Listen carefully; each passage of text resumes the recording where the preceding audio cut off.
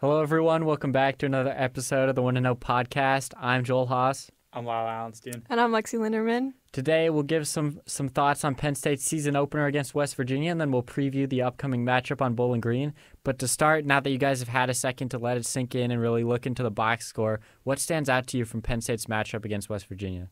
I thought my biggest takeaway was the explosive plays on offense. Obviously, last year, that's what the team lacked. I thought big plays were at a constant. You saw Andy Kolnicki's debut as the offensive coordinator, throwing a bunch of new wrinkles into the scheme. Obviously, Bo touched the ball in the third play of the game, which was big for Penn State because they talked about all offseasons and how they viewed him as one of their best playmakers. And obviously, last year was mainly just garbage time. So I thought that was pretty good. He saw 20 snaps that's just the third time in his career. And yeah, their goal is every week is to hit 15% explosive plays, and they hit 18. Obviously, Nick Singleton had a pair of 40-yard runs. You saw 55-yard catch to Omari Evans then the first half. And obviously, there has been a buzz all throughout the college football landscape about what Kolnicki did in his debut. We'll see if it comes to a constant throughout the weeks, and especially as they face tougher opponents. Obviously, West Virginia's defense isn't the greatest on paper, but I thought that was a good start to see what he did in his debut as offensive coordinator. Yeah, and on the other side of that, I think Tom Allen's debut at defensive coordinator was a good one. I think some people had some doubts about the safeties, the quarterbacks, and they kind of just showed up and just played amazing. Held West Virginia to just 12 points, and the C.J. Donaldson rushing touchdown, he wasn't even in. It was not a touchdown. So it should have been 34-5. But I thought the defense played great. I thought Jalen Reed had an outstanding game in the new line position. He spoke postgame how comfortable he was with that, even though he hasn't played a position like that since high school. So I think we can expect a huge year from him, especially based off in that game. And then KJ Winston, of course, had a huge game, got some weekly accolades. But yeah, I think the defense really, like Franklin said on Monday, they were better in pretty much every category compared to 2023 against West Virginia. And so I think that's huge with Tom Allen now at the helm. Yeah, definitely. Anytime you're bringing in new coordinators on both sides of the ball, usually you're expecting some kind of transition period where you're kind of getting used to it. You're expecting there to be, some issues, maybe some snags that you kind of have to work out as the season goes along. But I felt like they really hit the ground running on both sides of the ball. I think it's a clear upgraded offensive coordinator just based on what we've seen so far. I think at defensive coordinator, not necessarily an upgrade, but maybe just kind of maintaining what Manny Diaz was able to do and the level that he got the defense to perform at, which is still very impressive because Penn State has had one of the top defenses in the country the last couple of seasons. So to be able to even just maintain that standard is still huge for the program. And it's a little bit different. I thought the defense was a little bit less aggressive, just bringing less blitzes and things like that, but it gave the safeties, and now there's an extra safety with Jalen Reed at the line position. But I thought they were flying all over the field. We saw Kevin Winston Jr., Big Ten Defensive Player of the Week after that game, 12 tackles, and then Reed was second on the team with 9 tackles. So they were both just flying all over the place, especially in the first half. And those numbers might have been higher if they were playing the full game. But no need to, because they pretty much dominated West Virginia throughout that one and got to sit on the bench for the very end. But moving forward from that matchup, Penn State will turn its attention to Bowling Green for the home opener. Nittany Lions will welcome the Falcons. Falcons are coming off a 41-17 win over Fordham. So, make of that what you will. I Want to know mentality. Yeah, I guess it was a big win. It was just Fordham, which I don't know what Fordham's mascot is. I don't know where they are. I don't know what conference they play. Fordham is the Rams. They're located in New York. As a New York native myself, yeah. Oh, we got the Fordham expert. Thank you, Lyle. Been around their campus one time. Oh, nice. Yeah, is it nice? It's it's small. It's small. 40 minutes for me. So isn't it gated? Because moving on. Did you jump the gate? No, I didn't jump the gate. Okay. You sound like a criminal. But off the record. So yeah, the Penn State's gonna have their home opener against Bowling Green. Against a team that beat Fordham. Rain in the forecast again, coming off a delay. That I called. Want to put that out there. They both didn't believe me that the rain would come when we went to Morgantown, but I let them know when we were in that 2-hour delay in the press box.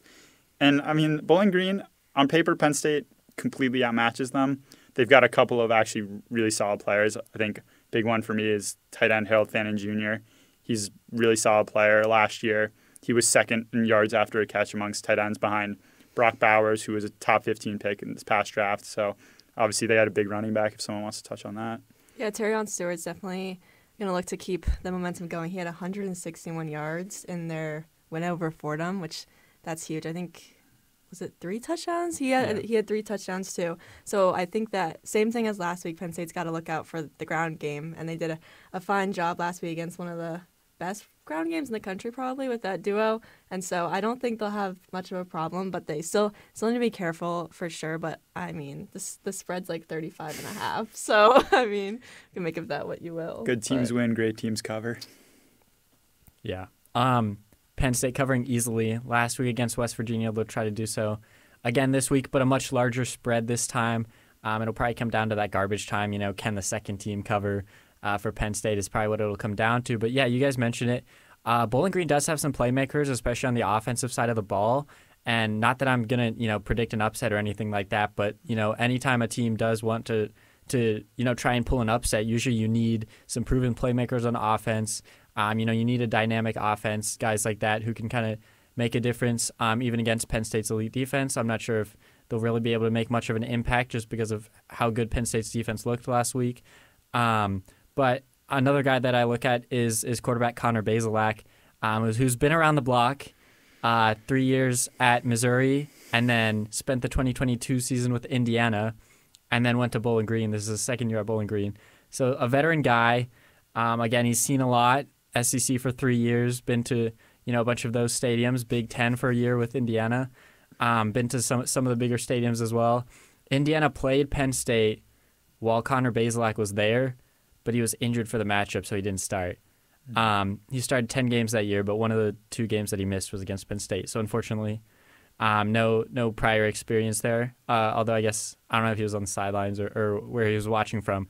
But he's got Tom Allen. Tom Allen can game plan for him. The other part of that is Tom Allen was his head coach. Tom Allen knows his strengths, knows his weaknesses.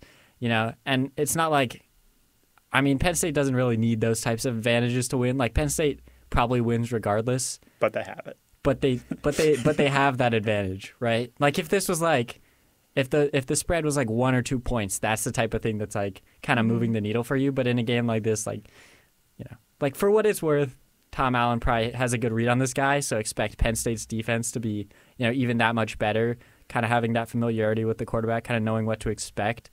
But you guys mentioned the spread. Do you think Penn State covers that? Like what kind of score are you guys predicting for this one? I'm predicting 55-6, so I definitely think they cover the spread. I think, like you said, Joel, it's going to come down to the second half, fourth quarter of the game when they've got the depth guys in there. But I honestly think Penn State's depth guys are probably better than Bowling Green starters.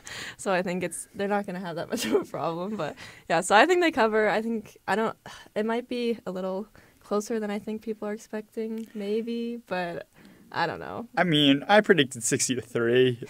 I think I agree with you that Penn State's depth is probably better than the Bowling Green starters.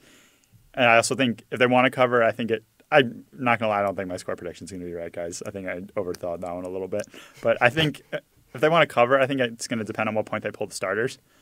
Because I think, Trio, Nick, K-Tron, Tyler Warren, whoever you want to name on the big offensive playmakers for Penn State are just run right through Bowling Green, no issue. And I'm excited assuming Penn State puts up the numbers, pulls away a big, comfortable lead, to see some of those depth guys. I want to see – it'll be interesting to see if they give Bo actually a full quarterback role instead of how they draw him up schematically. But if they put in Ethan Grunkenmeyer, if we see Luke Reynolds getting expanded snaps, some of those younger running backs, Quentin Martin, I want to see if Cooper Cousins is going to play center because I think he played 13 snaps against West Virginia. Obviously, he's got the green light right now, but all of them were at guard. Dawkins played majority of the game, if not the whole game, if I remember correctly. And then defensive side of the ball, Dejon Lane, green lighted, played a couple snaps. Just some of those younger guys get some snaps, get some burn against a not as high caliber team on paper, but obviously in these kind of games you want to build toward the future, see what you got in your depth, your younger guys, maybe see if they see some things that, hey, maybe move this guy off the depth chart, things along that nature. Yeah, for sure. It'll be interesting to see kind of the order that Penn State trots these guys out in because they never give us an official depth chart, but we'll kind of be able to tell, based on who's subbing in what order, who's kind of second string, who's kind of third string. So that'll give us some more insight into the team. I mean, and we'll see how deep they go into the bench. But my score prediction, I had 45-10, which still a blowout, a little bit closer than you guys had. But I mean, I think if you're a Penn State fan and you're expecting like a 70-0 game, I don't think you're going to get it this week just because Bowling Green, has proven to be capable. They do have some guys on their offense who are, very quality players who, could start on power conference schools.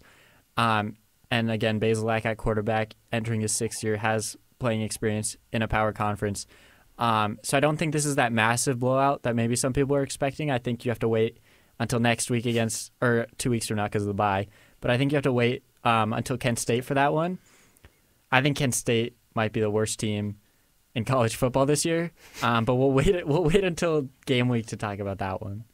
It's pretty bold prediction right there. Hot take. Yeah. Is it? I don't know. They're pretty terrible. They are pretty terrible. Kent State's really bad. I mean, you had former Penn State wide receiver Dante Cephas come from that school. Take that how you will. So maybe it's personal for the Kent State coaching staff. Well, they were good. Come out, beat the team that took their best wide receiver from them in 2022. They were good like 2 years ago. I think they were like 10-2 or something. But then their entire team with transferred. Dante Cephas. Right. And then their entire team left. I think they had like 5 players come back. I do agree with you that I think Bowling Green is better than Kent State. Yes, yeah. Yeah. Definitely. Yeah. Well, yeah, no, that was my point. Like Bowling Green, I think will show some fight. It might be like a 1-score game at the end of the first quarter or something. And then Penn State just really starts to tack on the scores and pull away. Maybe some defensive touchdowns and things like that. But yeah, I mean, again, like you guys touched on, I think it's just a good opportunity to kind of see the depth that Penn State has, kind of see, who's going out there, how many snaps are getting in, just how good they look out there, playing together and things like that. But I think Penn State does have good depth. That's something Franklin has talked about. He mentioned it again after practice, how he feels like there's not a lot of teams around the country who have good depth anymore just because of the transfer portal and NIL. You might have a 5-star at Georgia or Alabama who's getting offered more NIL to start somewhere else as opposed to being 2nd or 3rd string at Georgia, right? You might want to, get the money and then actually get a starting role. And it's obviously easier than ever with the transfer portal and, how easy it is to be flipping schools and things like that. So Franklin touched on kind of how it's really a problem across college football this year that there's kind of that lack of depth. Penn State, luckily, hasn't been hit too hard. They lost a few wide receivers this offseason. That was kind of the biggest position that they were hit, but I don't think they lost really much production outside of Keandre Lambert-Smith, who, again, you could argue how beneficial he was for the team or how beneficial he would have been this year, given kind of some of the issues surrounding that whole situation. So Penn State's depth, I think, could really play a big role this season, especially if they want to make a deep playoff run, potentially 3 or 4 playoff games. I mean, kind of getting ahead of myself here, but the seasons are going to get longer with the expanded playoff, and potentially that depth is going to be an even more important factor. So I think if you're Penn State, you've done enough with recruiting and bringing in a few transfers here and there that you actually have good depth at most positions. We've heard about that at a lot of different positions. Offensive line, Franklin says they want to cycle in a bunch of guys. I think like 2 guys at center. He said like 3 guards and 4 tackles or something like that he expects will play significant time. We've heard the same thing at the cornerback room. I think he said he has 6 cornerbacks that he feels comfortable starting. So depth pretty much across the board. I mean, do you guys think there's like any positions where you're kind of worried right now that if somebody goes down, Penn State might be in trouble? I would tell you linebacker. They saw in meaningful snaps during the West Virginia game 4 guys see the field, and also it's because Tom Allen's scheme now you're only running 2 linebackers, so. You had Kobe King running Mike and Dom DeLuca rotating in. You had Tony Rojas and Tyler Elsdon subbing in alongside. And then after that, it's like Keon Wiley's still hurt. Takari Nelson just moved down from safety, so I'm intrigued by that. And then Tamir Robinson is an interesting one for me. We've heard a bit from him, not from him, but just from the players and staff that he's been a guy that's kind of shot up the boards a little bit on the depth chart. It's been impressing. Special teams player of the week against West Virginia. Went down after the half, though. Didn't return. He was in street clothes post-game on the field. Didn't see him at practice during our viewing session. So I don't know if that's just a precaution. I don't really know if they feel the need to put him out on the field. even if he's just good to go. So I would say linebacker for me would be the overall one. But after that, I think this might be an interesting one, but kicker. We saw Sander Sahaydak miss his 47-yard attempt. Obviously he had the job for the first half against West Virginia last year, then lost it to Alex Falcons the rest of the year, earned the job. Obviously they talked about how close that kicker depth is, how close that room is to who was going to pull away with the starting job between Chase Meyer and Ryan Barker. And it's not a problem, but I just think I'm intrigued to see if Sahaydak takes the starting job next week. For me, the obvious answer is just going to be wide receiver. I think that it was kind of telling in the West Virginia game. Only Harrison Wallace really had any meaningful, yardage besides Amari Evans' 55-yard catch. So I think if Harrison Wallace went down, I don't know who. They have Julian Fleming, they have Liam Clifford. You've heard a lot of buzz about both of them, but they didn't record a catch against West Virginia. Or a target. Yeah, or a target. So I honestly think that wide receiver is still a big question mark, and we'll see if Harrison Wallace can keep it up, stay healthy. He's obviously dealt with some injuries in the past, but yeah. So I think wide receiver is where they need to be a little careful.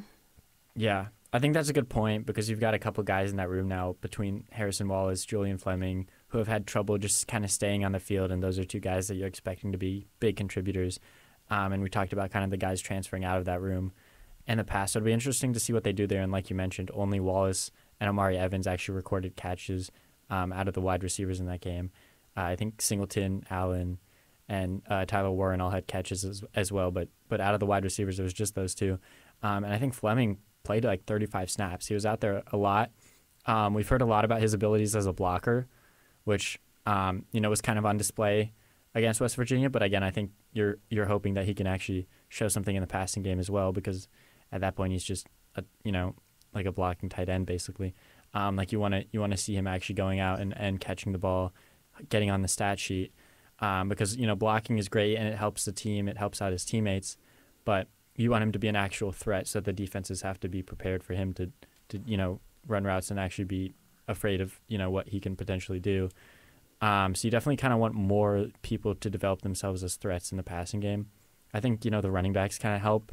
We've heard them working on their passing game this offseason. We've heard that they're kind of getting better. We saw it a little bit. Katron Allen had the receiving touchdown with a nice Superman dive at the end to cross the goal line. I didn't think he was going to get in for most of that catch and run. But what, you knew?